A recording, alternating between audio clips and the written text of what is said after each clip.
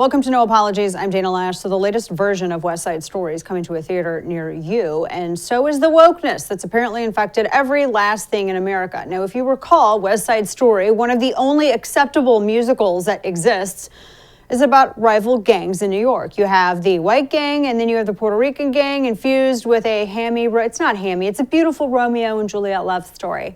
Now, the original movie, based on the play, some people might say it's cheesy. Those people have no soul. But the music is excellent because it is. And of course, now we're living in this new racialized America in which constant discussions and navel gazing about skin color is what passes for progress, of course. So race has infected Spielberg's remake of West Side Story. So Spielberg has gone to great lengths to signal his woke virtue, because you have to do that in Hollywood if you're a white dude, or you're not going to be working much longer. And he's no dummy. He knows this.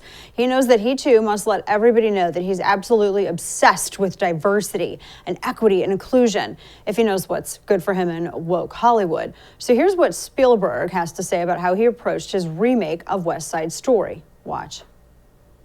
I didn't want to subtitle any of the Spanish out of respect for the inclusivity of our intentions to hire a totally Latino, Latinx cast to play the Shark Boys and Girls. That was a mandate that I put down to Cindy Tolan, who cast the movie, that I'm not going to entertain any auditions of anybody who isn't parents or grandparents or themselves from Latinx countries. So first, Spielberg wants you to know that he's not even going to consider casting anyone but a person of Latinx origins. Now you're probably like, is it Latinx? Like, what does that even mean? We'll get to that in a moment. But first, what Spielberg was saying is that he only allowed people who are Hispanic to play a member of the Shark Gang in the movie. Nobody of any other ethnicity. Okay, fine. All right, so fine. If you think that through the implication of that idea, what this means is that no one should ever play a character of any other race except their own. That's progress. I don't know. It's worth asking the question. Many Latinos in countries like Argentina or Chile, they don't look like what white progressives think Latinos should look like, apparently. Is it progress now to include someone who is Argentinian or Chilean? I mean, heck, not even everybody's from like Spain, for instance. I don't know. For anybody who's playing someone who is white, especially Chilean, isn't the point of acting to lose yourself in a character? Sometimes one that can be very different from yourself. Isn't that what we give actors Oscars for? Isn't that what audiences pay to watch actors do? I don't know, fine. I mean, what, do you have to have AIDS to play the hero in the Dallas Buyers Club? I swear, like Bill Burr did a whole thing on this. Not on Dallas Buyers Club, like with Matthew McConaughey. Matthew McConaughey, by the way, won an Oscar for that. Would he even be able to play that role now? The woke would say no. But this is the new racialized intersectional world that progressives believe is more equitable and inclusive. So what about the term that Spielberg used, the whole Latinx thing? So what does that mean? That's apparently how white progressives like to refer to Hispanic people now. Now, I don't know who told white progressives to do this. I mean, I don't know anyone who's Latino or Hispanic who said, yes, use the term Latinx. And progressives say Latinx because they think that Spanish is a masculine, feminine, gendered language, so is French. And they don't like that about Spanish, and it's because dumb white woke Marxists say that gender is just made up, and whatever anyone wants to be, they don't like saying Latino or Latina, apparently. And after all, that reinforces the binary reality of gender, male and female, and we cannot have that. So that's how you get Latinx. So do Hispanic people actually like the term Latinx? No. Every single poll on God's green earth says they don't like it. All of the polls do. Go check. It's all of them. Is it the height of obnoxiousness that white progressives think they get to change the language of other cultures? Absolutely. But because progressives are obnoxious, narcissistic, busybody Karens that demand everyone to bend to their insanity, people do for some reason. So here's where it gets even crazier. So speaking of language, Spielberg is going to have parts of the movie performed in Spanish. So great, there's going to be subtitles for people who don't speak Spanish, right? Wrong, because that is racist. Watch. If I subtitle the Spanish, I'd simply be doubling down on the English and giving English the power over the Spanish. And this was not going to happen on this film. I needed to respect the language enough not to subtitle it. Oh, good for you. You get a white person trophy. Oh my gosh, that's so great. Did he step down, by the way, and just allow someone else of color to take over the direction? Curious. So to have English subtitles, Spielberg says he'd be giving the English language power over Spanish language. That's the kookiest crap I've heard of. Aren't these the same progressives that talk about inclusivity? Isn't subtitling a way to, I don't know, like include more people in the storyline? Wouldn't you want, as a director or an actor, more people to understand what's being said in the film? And what does he mean by English subtitles giving English the power over Spanish? Are the words going to fight on screen? Like, what does this even mean? What is this like the new form? This is what new form of Marxism called wokeness does to your mind. Wokeness makes you stupid. It makes you think in terms of power dynamics. The woke believe that everything in society, every interaction, all institutions, all laws, all policy, even language itself is all about power and nothing else. And there's only so much power, and there's a constant competition for that power. Hence, Spielberg saying to put English subtitles on spoken Spanish in the movie would be giving English dominance over Spanish, and he couldn't do it in good conscience. He couldn't do it at all. It's a mandate on his movie. He wants you to know, not on his watch. The white man's watch, not on his watch. Now, all of this is very insulting. Do you think China worries about the dominance of Mandarin when they make films? Or Japan worrying about the dominance of Japanese when they make a play?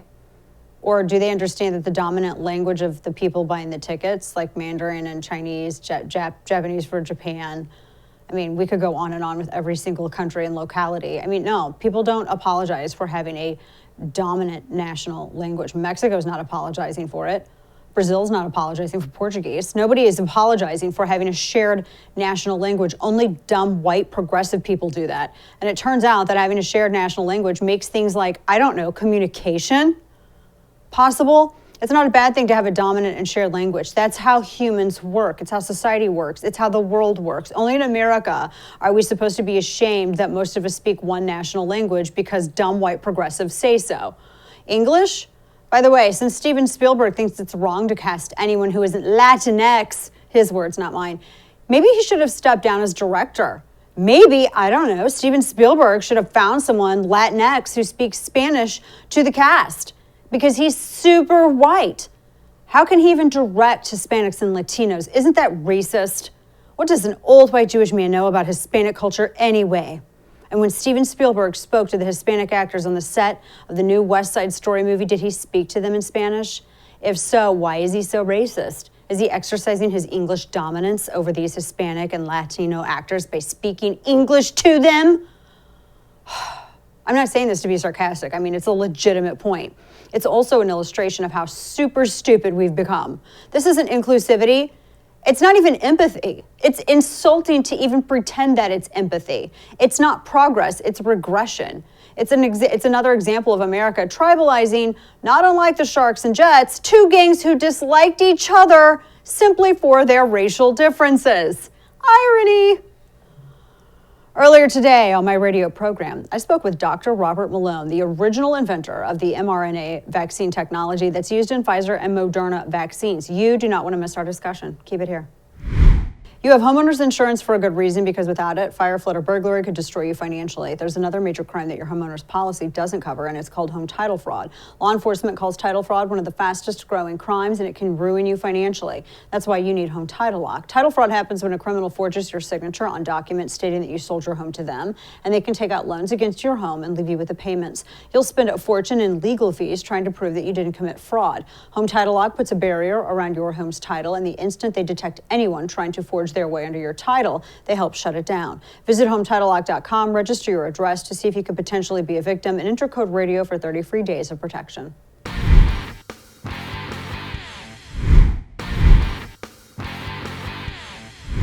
Earlier today on my radio program, I was joined by Dr. Robert Malone. He's a global clinical research scholar and the original inventor of the mRNA vaccine platform that's used in Pfizer and Moderna vaccines. We had a fascinating discussion about the mRNA technology that he created, the boosters, the variants, and why he felt compelled to speak out against how the vaccine technology he created is being used now. Watch. Dr. Malone, it's a pleasure to have you. Thanks so much for your time today. Thank you, Dana, and thanks for the opportunity to speak with you and your audience. Of course, of course. So just to start off with, I mean, I know that I'll ask a question related to this audio soundbite, and then I want to go into some of with mRNA, and then the whole idea, the phrase, the pandemic of the unvaccinated. And we'll talk about some of these mutations, because I watched a fascinating discussion that you had a little bit ago on that issue. But as it relates to Dr. Anthony Fauci, and he's used as, he is the common source that we see on television most often about this from our government.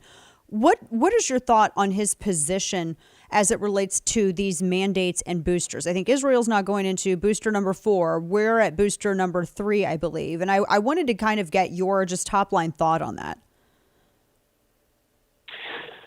So Tony has once again flip-flopped and contradicted himself. There are multiple prior clips where he says we'll never do this. Also, the spokesperson for the Bush administration likewise saying we would never do this. We would respect people's autonomy. There's also clips from Nancy Pelosi saying that they'd never do this. And here we are. Yeah. This is absolutely not legal. They have gone lawless. These are unlicensed vaccines, and it is absolutely contrary to the Nuremberg Code and the common rule that's in federal law. Mm-hmm. They are mandating, and the most obscene thing is they're mandating jabs for children now. Yeah, the jabs for children. I think that there was something else that came out about that just this afternoon as it relates to those boosters. We're talking to Dr. Robert Malone, who's the original inventor of the mRNA vaccine platform. So explain to us, what is the difference between the original traditional vaccines as we know it, that use, either a dead or inactive portion of a particular virus that that we use to kind of spark our immune system, and the mRNA technology. Explain to us a little bit the difference between this, because there's, of course, people talk, and I don't think that we haven't heard a lot from the administration. I kind of miss the task force briefings. So, Jana, we're in a tight environment in terms of our airtime here, so I'm going to be brief. The bottom line is that all 3 of these vaccines available in the United States are gene therapy applied for vaccination. The adenovirus is one technology, and the 2 mRNAs are another technology.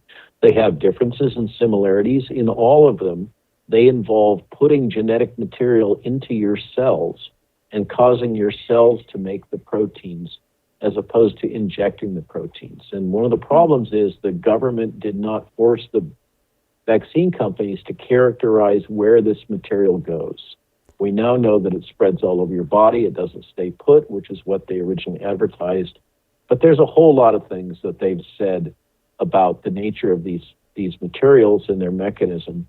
It just turns out to be either false, flat out false, or they didn't have the data to support their statements. Yeah. And in the beginning, you've been very forthright in that. Well, of course, if you protect those people that have comorbidities, protect the elderly, protect the individuals who may be at risk, but mass vaccinations, mass injections. And I watched a very fascinating conversation that you had recently. And the thought was that mass vaccinations, is this why we are seeing the number of mutations as quickly as we are seeing them? Are these mutations coming up quickly, in your opinion? And what do you attribute that to? Because we hear from the government that it's the pandemic of the unvaccinated, and I've heard it from lawmakers that it's the unvaccinated that are causing the mutations. What is you have the science behind you. What is your response? That's absolutely absurd. It goes against the fundamentals of Darwinian evolution by natural selection. I always like to cite people that have been the leaders in recognizing these things. And Dr. Gert Gundenbosch is a friend and former colleague at Solvay. I think gets the nod for being the world leader that has spoken out against this early on. So the truth is that many of these genetic selected escape mutants or superviruses, or whatever you want to call them, in the sense of super bugs that evolve when you're administering too many antibiotics, it's quite clear that many of these mutations are being driven by the evolutionary selection imposed by the vaccines, not because of the unvaccinated. Here's the problem, Dana. The new Omicron variant doesn't fit the model of evolution off of the existing variants. There's something very odd. It is highly mutated in the specific region that the vaccines are targeting. and yet it has no obvious immediate predecessors in other circulating viruses. We just don't know what's going on here. There's a variety of hypotheses. Could be that it had bounced into animals and then back, but that kind of doesn't make sense why it would be so evolved for the human vaccines. There is a school of thought and credible, solid mutation chaser vaccinologists that assert that this has the hallmarks of a genetically engineered virus. Ooh. And we're talking with Dr. Robert Malone, who was the original inventor of the mRNA vaccine, with Harvard Medical School fellow, global clinical research scholar, and he's talking with us about these mutations that we've been seeing, and that would explain. I mean, because I've seen enough doctors, and I think Dr. Angelique Kutizi in South Africa saying it's very odd because the symptoms are incredibly. It's very mild, and the symptoms are a little bit unusual when compared to previous variants, and that stayed with me. Her remarks on that, and I don't think that there was enough attention to it. One of the questions that I have seen so often asked as it relates to you is you invented mRNA technology. You were a part of that. Why undermine its use? And that is what I've seen in pieces ranging from the Atlantic all the way on down the alphabet of media. And I thought that was very interesting, and I wanted to get your response to that. So it's important to recognize that the Atlantic attack piece, which is full of internal contradictions, very poorly written as a journalistic piece, was put out in a rush by a relatively inexperienced author that usually writes for the Chronicle of Higher Education. And Atlantic is owned by the Gates Foundation and by Steve Jobs' widow. And these pieces are funded by the Robert Wood Johnson Foundation and others, these attack pieces. And that particular piece came out about a week and a half after Peter Navarro and I put out our Washington Times op-ed advocating for a different policy about vaccination, which is right to your point. We advocated for a vaccine for the elderly and not for those that are at high risk, among other things. And this was a reaction hit piece trying to take me out because I was starting to interact in the political sphere and criticize current administration policy. Now, in terms of why am I doing this? Personally, I find what has gone on here to be offensive, deeply offensive. And one way to put it, Dana, I'm sure that you have got the integrity that if you were aware of a major transgression on the part of a employer, a broadcaster that you were working for, let's say sexual harassment or something else, or somebody putting out erroneous information, you would stand up and say, no, this isn't right, even though it might hurt your career because you have integrity. And for me, I had no choice. When I was aware of what was going on, and I was aware because I have good interactions with the FDA and the DOD, and I've spent too much time at CDC, ACIP meetings, and I could see right through what was going on. And when I was asked key questions during the Dark Horse podcast with Steve Kirsch, that I answered truthfully about what I knew, and that set off this whole cascade. It kind of woke the whole world up. But I have a personal. I feel that my profession, the things that I've been taught over 30 plus years of training and practice, are just being destroyed by this mad rush to breach all prior bioethical norms and normal practices for product development. And it, to add salt to the wound, it happens to be the technology platform that I developed when I was a young man in my late 20s. And so, there's this was something that this young reporter from Atlantic Monthly just couldn't seem to get it through his head. He just kept questioning and questioning and questioning me. Why are you doing this? And I said, because it's the right thing to do. Right. That didn't seem to compute for him. The assumption was that I must have some ulterior financial motive. some angle here that I'm working. And it wasn't good enough to say, that because it's the right thing to do was not enough of a justification. It's an amazing statement about the integrity of our whole society, Right. that we've come to this point. And the integrity that we expect of others. We're talking to Dr. Robert Malone. A couple of quick questions, because I know that you've talked about this before, the young men and some of the, we keep hearing about myocarditis, pericarditis, some of the dangers of these adverse reactions that we are seeing in some. I know the studies are ongoing with young men and these vaccines. What has been your experience with this?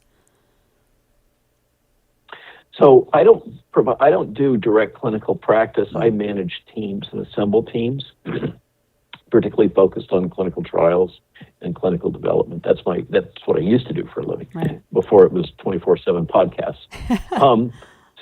But I would still work with a lot of docs. I did a great podcast the other day with a pediatric cardiologist that's also a PhD in vascular inflammation. I mean, Kurt Milhound is about as qualified as you could possibly be. And he ran down the list, just anecdotal reports from the last week of admissions that he's had. This cardiomyopathy, this damage to the heart that's occurring in children, predominantly in young boys, but also in young girls, is quite frequent. There's recent data out of Hong Kong just published last week in which they did a comprehensive national assessment of hospitalization for myocarditis in the youth. The bottom line is the incidence rate of clinical hospitalized myocarditis in Hong Kong after Pfizer jab, number 2, is 1 in 2,700. Now, we're all focused on the myocarditis, but in Bobby's testimony the other day in Louisiana, there's actually a higher incidence of neuropathy in these children. It may be as high as 1 in 1,100. Okay, so these are the neural, right? Exactly. That we're all being distracted. Oh, just look at the myocarditis. That's one of a huge laundry list of side effects.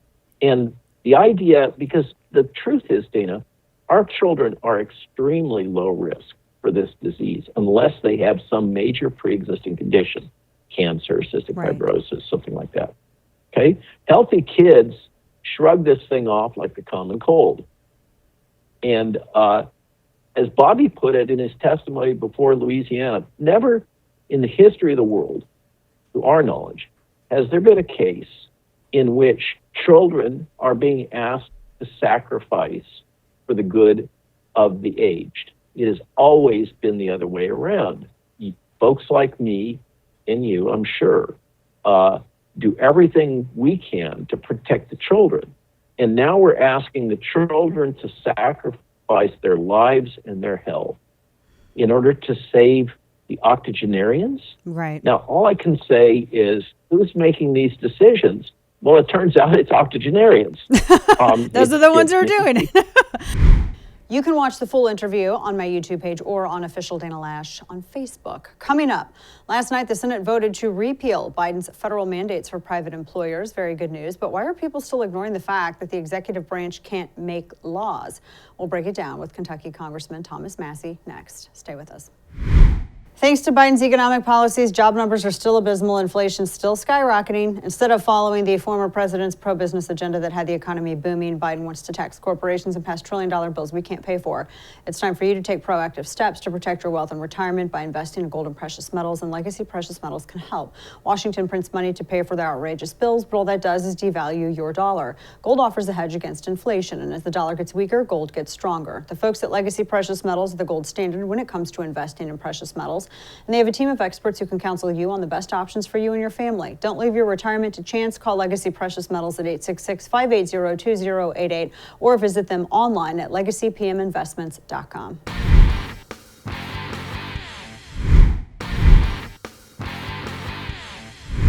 Welcome back. Some promising news out of the Senate last night as Democrat Senators Joe Manchin of West Virginia and John Tester of Montana, they voted alongside Republicans to strike down President Biden's vaccine mandate for private businesses with 100 employees or more. Despite bipartisan support in the Senate, the bill would still have to pass a Democrat-controlled House, of course, and then Biden would have to choose to veto it or not, which Jen Psaki already said that he would. So in other words, Joe Biden created a law, which lawmakers made a law to get rid of, only for Joe Biden to have the final say. Pretty sure that's not how the system was designed to work. Let's break this down with Kentucky Congressman and Christmas card maker extraordinaire, Thomas Massey. And we know we're going to totally ask him about that later.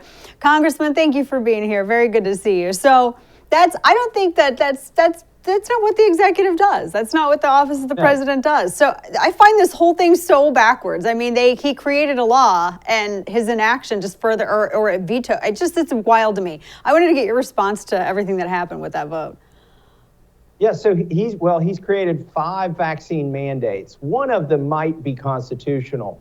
That is the vaccine mandate for the military. And that's why I introduced legislation to repeal that vaccine mandate for the military. We're up to 50 co-sponsors.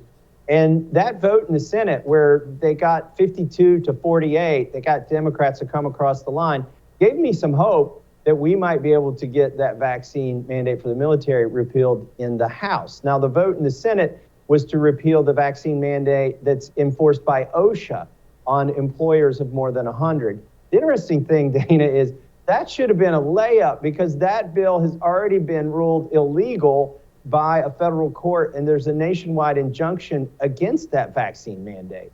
There's also a nationwide injunction against his CMS vaccine mandate. That's the one for healthcare workers, and the federal contractor vaccine mandate. That covers any company that so much as sold a sandwich to a federal, contractor picnic or something. They could make you a federal contractor at that point.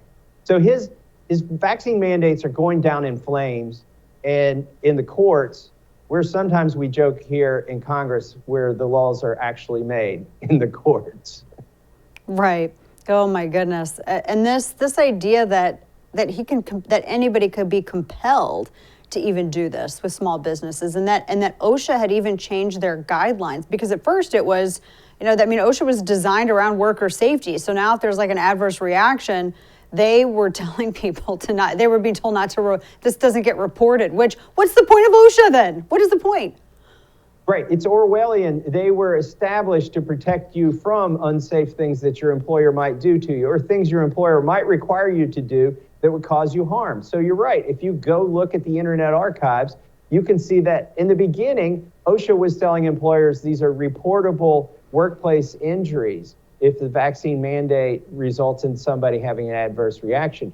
But they changed their website 180 degrees and said they're no longer reportable or recordable. I forget what the word is they use. It's like they've turned these agencies on their head, and he's weaponized them. These are his law enforcement. He has not the constitutional authority to make law, so he's making edicts, and he's enforcing it not with courts, but with the executive branch agencies. And finally, the courts are stepping in and saying no. And we've offered amendments in my committees, in the Transportation Committee and Judiciary Committee, to defund or stop vaccine passports and vaccine mandates. And every Democrat in both of those committees is now on record as voting for vaccine passports or vaccine mandates. I think it's going to hurt them at the ballot box. Oh, I think it will too. Those vaccine passports are nothing more than a license to move. I mean, that's ultimately, I think, how people are viewing them. Ridiculous. And how would they enforce that? They need a national database, right? Because anybody can make a vaccine card. I'm not encouraging that, but we're just saying that it can be done. We're not encouraging it, but it can be done really easily, but no encouragement. I might have a friend who used it 22 times in New York last week to go to restaurants and whatnot. Anecdotally, right. Anecdotally may have happened. And the people, the bouncers who are supposed to check those vaccine cards, maybe don't even look, maybe don't even turn on the lights. Maybe if you just act like you're getting ready to pull it out of your pocket, they wave you on in to wherever it's supposed to be. That may be happening. But in order for that not to happen, and I hate to give them any ideas, but I don't think the Biden administration is watching your show, they would have to have a national database, and that's where we're really going off the deep end. In Australia, they've got camps now to send you to. I don't like camp when it's voluntary. I mean, I would hate this as, I mean, I don't like camping because it's pretending to be homeless, and I've never been into camping. I mean, I love nature, don't get me wrong. Adore nature, love the birds, love the dirt, it's awesome, but, you know, at the end of the day, I want warm water and, you know, I want to be able to have a cold soda. But I will say this, the camps in Australia, I mean, isn't that like the next step? I mean, you have these, and what is with the left's fascination with camps and trains? Apparently, that's like all we get from them. But this idea that to have a national database, I don't trust the government having that much of our personal health information in their hands. I mean, we've seen what happens with the IRS leaking out people's financial info. I can only imagine what happens if they're able to have this big giant database of everybody's vaccine status, et cetera. I mean, it's like a giant record of shaming. I think that's what it would be used for. It will be used for discrimination, medical discrimination. We've got medical tyranny right now. Look, even in Germany, they recognize natural immunity. Even where they have requirements, they recognize natural immunity on par with the vaccine. That's the vaccine mandates, vaccine passports, those are immoral and they are illegal, unconstitutional. But if they were going to be scientific, they would at least look for evidence of antibodies or some kind of former evidence of antibodies, maybe T cells, but they don't do that. So they're not even scientific. Yeah, not scientific at all. And that's a really good point because you have like three options whenever with the EU. I think it's, which is the only time I think I'm ever going to say, well, this is what the EU has. Why don't we do it? I never thought this is where we are in 2021. My gosh. It should be the bottom. But it's, right, but that's what they have. They got the injection, or they've had it already, so they have some natural immunity. They got over it naturally, or they have options on there. They have the antibodies present, or they just got over, or no, tested negative was the third. So they have those three options. But in the United States, we natural immunity. What's that? It's like we've never heard of it.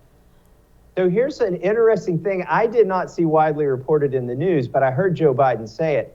At the border, when the Omicron variant, don't call me the Chi variant, but the Omicron variant came to be known or identified, they started requiring testing whether you were vaccinated or not. Joe Biden did. That's actually the first scientific notion he's had. He's at least now acknowledging that if you're vaccinated, you could very well contract the virus, any of the variants, and you could very well be spreading it. So at least they've made a move towards sanity. I'm not saying it's constitutional or a good idea, but at least it's scientific, and they've acknowledged that if you got the vaccine, you can still catch it and spread it.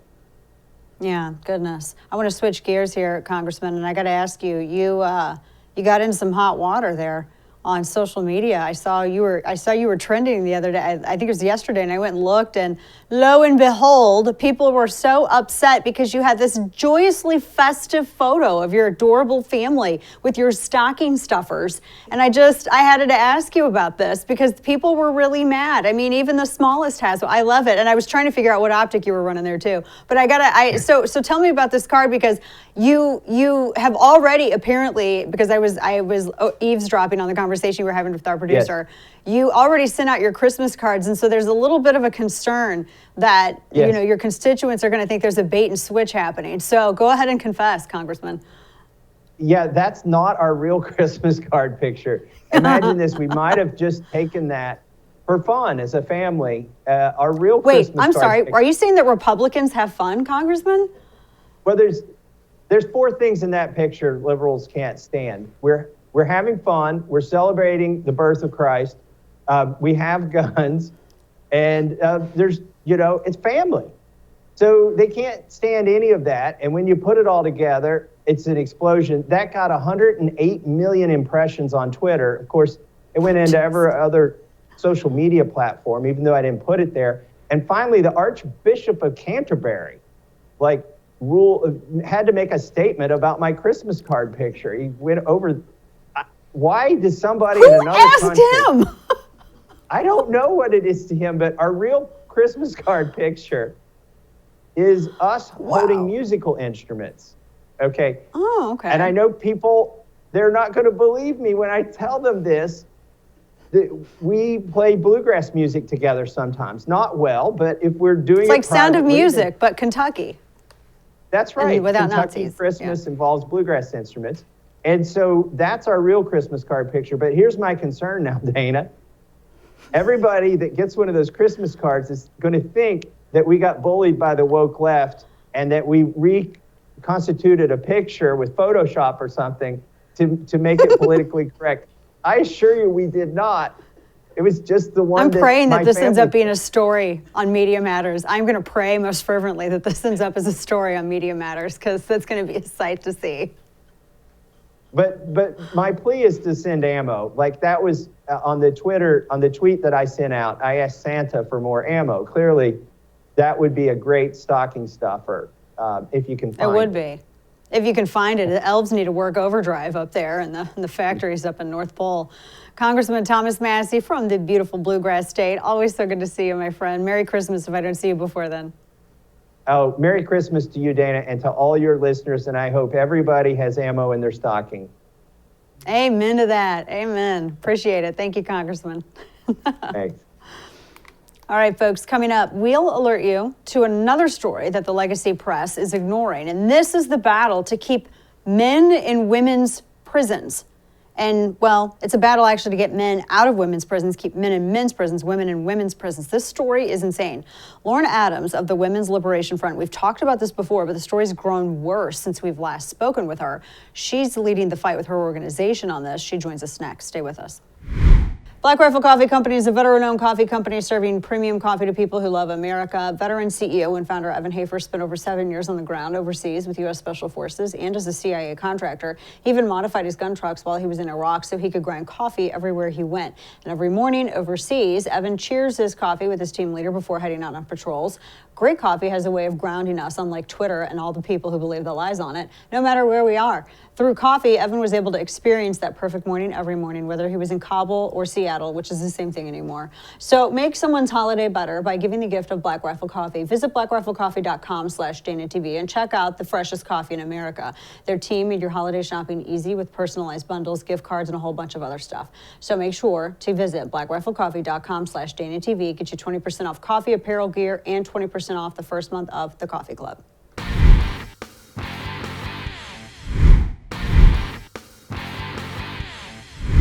Welcome back. We've talked about this before, but it continues to escalate. It's a story that deserves national attention. We're talking about biological males who make their way into women's prisons. And it's a threat to the female inmates. And I'm so happy about our next guest and her organization taking a stance against this. Joining me now is Lauren Adams. She is the legal director at the Women's Liberation Front, also known as WOLF. They're suing the California Department of Corrections to restore single-sex prisons. Lauren, thank you so much for being here and fighting on behalf of these female inmates who don't need, I think, this added on top of, they're incarcerated, they're serving their time, and this is just not, this wasn't included as part of sentencing. No, it wasn't. Thank you for having me here today too. Of course. Since we've last talked about this, and I've discussed this issue before, and I know we've spoken about this issue before, and correct me if I'm wrong on this, since October, 25 of 41 male inmates who are looking to transfer to women's prisons have been placed into women's prisons just since October. Is that correct? That's the total number since then. And most of them were actually there at the beginning of the summer, but then they paused the transfer process for the rest of them because of all of the incidents that were happening. So they put the brakes on a little bit while they figured out how to safely implement it, which of course is not possible. Right. And the suit that you have filed, I was reading about the story of one of your plaintiffs, Crystal Gonzalez, plaintiff to the suit, and her attacker, a biological man, was referred to by the prison as a, quote, transgender woman with a penis, which obviously I would imagine that re-traumatized Gonzalez again, because here you have the prison not even wanting to acknowledge who the attacker was. And if there's an unwillingness to acknowledge the attacker, how does a victim have any faith in the prison's willingness to actually do something about the injustice that was committed?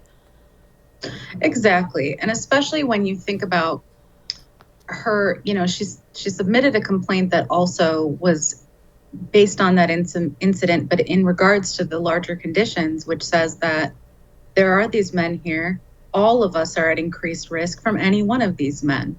And so to completely sidestep that from the prison's perspective and not even acknowledge the conditions is really interfering with their right to have these grievances and this grievance process altogether. That's a very good point. That's a very good point. It was, I think I was reading some of the stories, women have to keep watch. One of the prisons, as I understand it, was thinking about cutting down the trees in the yard because they could be used by the male inmates as a way to obscure line of sight and carry out, assaults or attacks against women, which instead of just taking the trees out, I mean, the common sense thing would be to put the men in the male prisons with the other male populace. What if a woman is assaulted by an inmate who is biologically male, what happens to that male prisoner? Are they just simply put in another cell? Are they transferred to a different, what does the prison even do? That's a great question. And it's not always a consistent response. So wow. Right now, so what happened with Crystal, she disclosed immediately to a staff member and was told that she would need to, remove herself, have herself be removed to put into administrative segregation and be moved to another prison if that's what she wanted to do, to be separated from him. And so she said no, she didn't want to do that. And once we got involved and they began to take the complaint more seriously, they did take him and remove him from her unit, but he is still there. Oh my gosh. And from what I understand, in order prisoners can be they can choose their gender ID when they're selected for placement. And what do they take into account before a male goes up and says, I identify as female, I want to be housed with female inmates? I mean, is there any, because it sounds like it's just if they say, it's just like their word and that's it. That's all that's used as the measure for placement.